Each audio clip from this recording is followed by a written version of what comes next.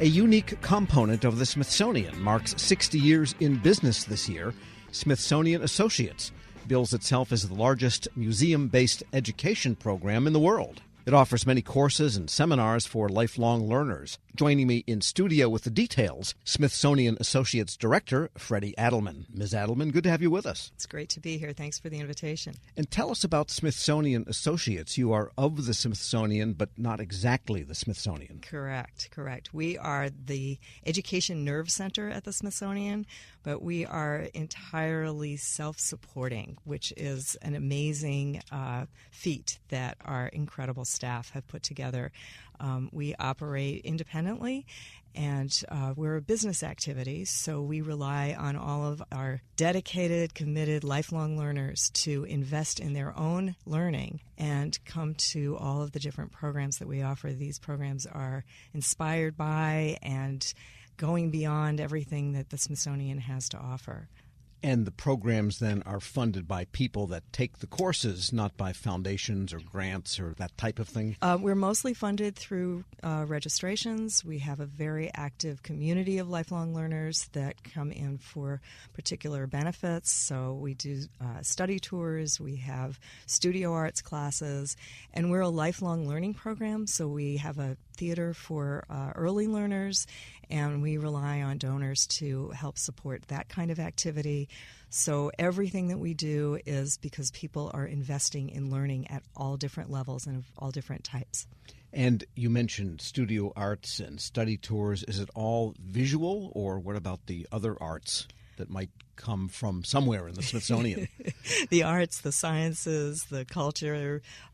We do in-person tastings, and we have a cheese program coming up that's going to be in person. We're going to be celebrating DC's women chefs in March, because March is Women's History Month. So those are in-person programs, but we also do online programming. About 88 or 90% of our programs now are available through Zoom. So you don't even have to be in the D.C. area to access the Smithsonian at really any time. So we're the only .org with the Smithsonian. So if you look for SmithsonianAssociates.org, you'll find us, and we offer about 1,000 different program options every year.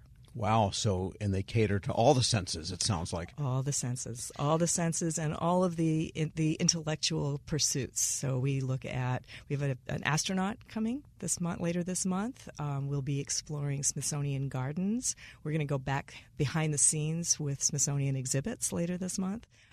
So we just try to offer everything for everybody. We look at World Heritage sites, and we have instructors who come from all over the world as well. And the instructors, I was going to ask, are they also connected with the Smithsonian? It's curators and so forth, or tell us more about that. Sure. We love working with our colleagues who are curators, who are scientists, who are researchers, and who also introduce us to professors and other experts in whatever endeavor that they're working on. We've worked with other federal agencies. We've been very happy to connect with different people who write about their experiences, have great things to say about their experiences. One of our most popular programs is an informal conversation with some of the Supreme Court justices. That always does very, very well for us, because it's a little bit of a side of the Supreme Court that you don't always hear about. So they have their own interests and hobbies. They are actually people when Correct. They get past the robes, so to speak. Exactly. So we're happy to make those introductions in a very Smithsonian way. We're all about research. The Smithsonian, as you know, is such an honor to work there, and we're such a trusted entity within the entire museum community, within D.C., and on the national stage, on the international stage. So we are always excited to be able to introduce people who have lots of knowledge and then give them an opportunity to sort of sit back a little bit and tell their personal stories. We are speaking with Fredie Adelman. She's director of the Smithsonian Associates. And do the courses and activities take place only in the DMV? because the Smithsonian footprint is national. The Smithsonian footprint is national. We are very proud to be on Zoom, so you don't have to be in the DMV. Our in-person programs do take place around the National Mall in the different Smithsonian museums. For instance, we have a long-standing relationship with the National Museum of American History, where we do concerts, both the classical and the jazz concerts with them. And then we take tours to nearby areas. So we go to the Philadelphia Flower Show, for example. We'll be going to North Dakota to trace Theodore Roosevelt's impact there. So we are a little bit of everything for everybody who is an interested and avid learner at any stage in their learning. And how are you marking the 60th year?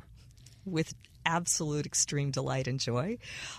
We are very, very excited to be celebrating 60 years. We'll do a look back, so look for an announcement about a small historic 3D timeline that we'll be running later in the year.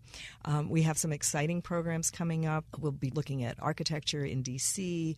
We will be looking at... there is actually good architecture sometimes in D.C. Not all of it, but you can find it if you're looking. So we try to take people on walks around D.C. to look at architecture. So we'll bring some highlights. There are certain presenters who we've been working with for a long time, and we'll be making sure to bring those people back. We are looking forward to a fall festival about everything Smithsonian. So keep your eyes on our website, and that's smithsonianassociates.org. And we'll be announcing the presentations for that birthday celebration in October. And just out of curiosity, the White House has its own kind of cultural subhistory. Correct. You mentioned it was started in the 1960s, a little bit after Jackie Kennedy, 1965, but she kind of touched off a resurgence in the White House history and culture. Is that part of the mix here? Absolutely, absolutely. We, in fact, I'm glad you mentioned it. We have a program coming up on the White House presidential china, the dishware, the porcelain, which is always very exciting. We have a very good relationship with the White House Historical Association. And we cultivate relationships with all of the other cultural organizations, both in D.C. but also beyond that. And besides running it, what's your personal interest in this panoply of art offerings and culture and science and technology? You know, I think, so I come out of a museum education background, and museum educators are inherently curious about the world. We want to know more, and we want to learn in ways that go beyond a textbook. So I'm a museum kid from way, way back, and I pretty much, when anybody asks me what's my favorite, it's like, oh, it's the program I attended last night. No, wait a minute, it's the one I'm going to tomorrow. I guess it's fair to say museums, like libraries, have completely changed since our childhood memories of places that were quiet, dark, dusty, and static. That doesn't characterize museums at all these days. Museums have really grown to appreciate and understand the value in their community. Museums are economic drivers. They are places for people who learn differently. They're places for people to explore. That sort of dusty old notion, I'm not sure where that came from, but the British Museum, I think. Possibly, but these are places that are vibrant and exciting and offer opportunities for so many diverse communities. It's just really, they're exciting places, and we're happy to host people, and we're happy to make them available 24/7, which is pretty much Smithsonian Associates. Fredie Adelman is director of Smithsonian Associates. Thanks so much for joining me. It's my pleasure. Thank you for highlighting our 60th anniversary year. And we'll post this interview along with a link to more information at federalnewsnetwork.com/Federal Drive. Hear the Federal Drive on demand. Subscribe wherever you get your podcasts.